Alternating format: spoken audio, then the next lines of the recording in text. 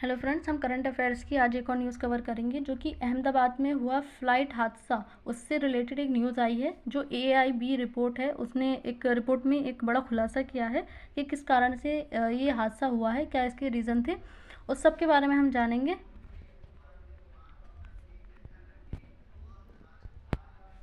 तो शुरू करते हैं। खबर क्या है? सबसे पहले एयर इंडिया की फ़्लाइट AI-171 की report AAIB aircraft accident investigation bureau, जो कि इन जैसे हादसों की जो एयरक्राफ्ट से रिलेटेड होते हैं उनकी निगरानी करता है, उनकी जांच पड़ताल करता है। तो उसने रिपोर्ट जारी की है जो 12 जून 2025 को अहमदाबाद में विमान हादसा हुआ था, जिसमें हमने देखा था 241 लोगों की जान गई थी। जो प्लेन जो प्लेन उड़ान भरती ही एक मेडिकल हॉस्टल पर जाकर गिर गया था, जिससे मेडिकल स्टूडेंट्स की भी मृत्यु हो गई थी इस हादसे में। और प्लेन के गिरते ही वो ब्लास्ट हो गया था, उससे 241 से भी ज़्यादा जानें गई थी। तो कितना बड़ा हादसा था वो सब हमने पहले भी देखा था। आज इसके बारे में जो रिपोर्ट आई है वो देखेंगे। दुर्घटना का सारांश क्या है? एयर इंडिया की फ़्लाइट 171 उड़ान भरते समय दुर्घटनाग्रस्त हुई, दोनों इंजन हवा में बंद हुए। तो इस रिपोर्ट में ऐसा कहा जा रहा है कि जो हवाई जहाज़ है उसमें दो इंजन होते हैं, ताकि एक इंजन यदि ख़राब भी हो जाए तो दूसरे इंजन पर प्लेन को उड़ाया जा सके। लेकिन इस फ्लाइट में क्या हुआ था कि दोनों ही इंजन अचानक से एक साथ बंद हो गए थे। बस 0.1 सेकंड का अंतर था, यानी कि जब एक इंजन ख़राब हो जाता है तो दूसरे इंजन पर एरोप्लेन को उड़ाया जा सकता है, लेकिन जब दोनों ही ख़राब हो गए थे तो किस पर उड़ाया जाता। इसलिए इसके साथ इतना बुरा हादसा हुआ। कॉकपिट में बैठे पायलट पूरी तरह चौंक गए थे, उनको भी कुछ समझ नहीं आया कि इसको किस तरह से लैंडिंग की जाए, क्योंकि दोनों ही इंजन एक साथ बंद हो गए थे। तकनीकी रिपोर्ट के तथ्य क्या कहते हैं? दोनों इंजन मध्य आकाश में स्वतः बंद हो गए। इंजन फेलियर का कोई पूर्व चेतावनी संकेत नहीं मिला। यानी कि ऐसा होता है जब प्लेन में कोई खराबी होती है तो जो कैप्टन होते हैं, जो पायलट होते हैं, उनको पहले ही सूचना मिल जाती है कि प्लेन में इस प्रकार की खराबी हो चुकी है, इस प्रकार का टेक्निकल इशू आ रहा है। लेकिन उस दौरान जब उस फ्लाइट को उड़ाया गया तो एक तो इंजन दोनों ही बंद हो गए थे स्वतः ही, और दूसरा उन जो पायलट थे, जो कैप्टन थे, उनको इस बारे में कुछ भी पता नहीं चल पाया था, उनको चेतावनी ही नहीं मिली थी। जांच agency AAIB aircraft accident investigation bureau ने ये दावा किया है, ये इसकी रिपोर्ट में कहा जा रहा है। पायलट से जुड़ी जानकारी क्या है? रिपोर्ट में चौंकाने वाला खुलासा हुआ है।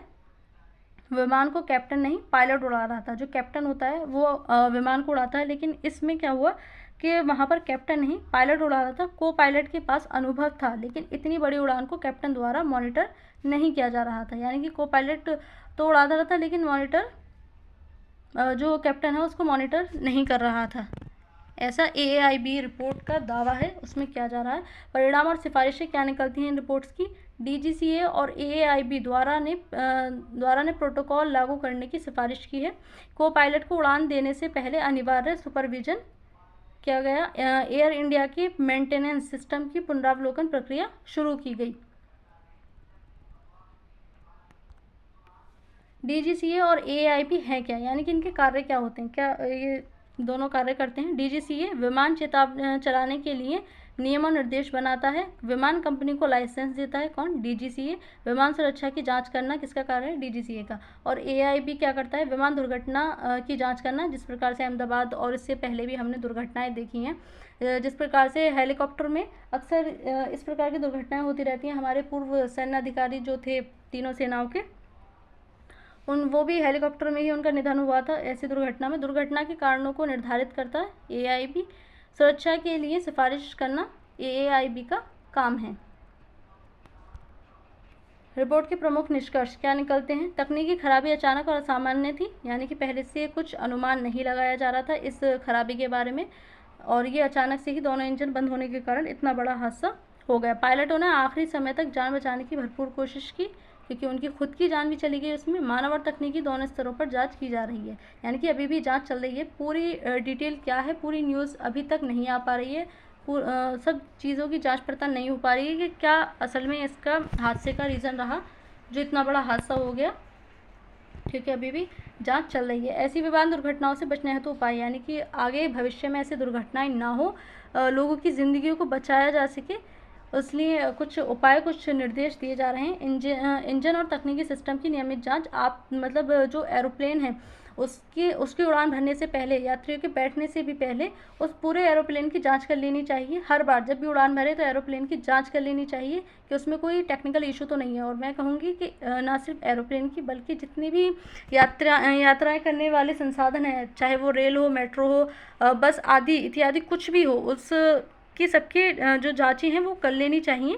क्योंकि ट्रेनों में भी हम देखते हैं अक्सर कितने बड़े बड़े हादसे होते रहते हैं, तो उन सब की जांच करने के बाद ही यात्राएं प्रारंभ करनी चाहिए। पायलट प्रशिक्षण और इमरजेंसी ड्रिल होनी चाहिए। फ्लाइट के दौरान कैप्टन की सक्रिय निगरानी होनी चाहिए। या ऐसा नहीं है कि जो कोई पुराने कैप्टन है तो वो हल्के में ले रहे हैं, तो उनकी जो सक्रिय निगरानी है वो बनी रहनी चाहिए। ऑटोमेटिक अलर्ट सिस्टम और बैकअप टेक्नोलॉजी होनी चाहिए। जिस प्रकार से इस एरोप्लेन में इसकी रिपोर्ट में कहा गया है कि इनको पहले से पायलटों को चेतावनी नहीं मिल पा रही थी, इसीलिए जो ऑटोमेटिक अलर्ट सिस्टम है, जो कि सेंसर पर आधारित होते हैं, एआई का ज़माना है, एआई इतना ज़्यादा चल रहा है, तो उसके हिसाब से अलर्ट सिस्टम होने चाहिए, ताकि जो पायलट हैं उनको पहले से ही पूर्व अनुमति हो जाए, मतलब पहले से ही पता चल जाए कि एरोप्लेन में किस प्रकार की खराबी है, तकनीकी या किसी भी प्रकार की, ताकि उस उड़ान को रद्द किया जा सके और लोगों की ज़िंदगी, उनकी जान बच सके। डीजीसी और एआईबी द्वारा सख्त निरीक्षण और नियम बनाए जाने चाहिए, यानी कि इन नियमों को हल्के में नहीं लेना चाहिए, और इसकी अगर कोई अवहेलना करे या उनको टाले तो उस पर जो है मतलब उस पर कार्रवाई भी की जानी चाहिए। तो इसमें इतना ही था। Thank you.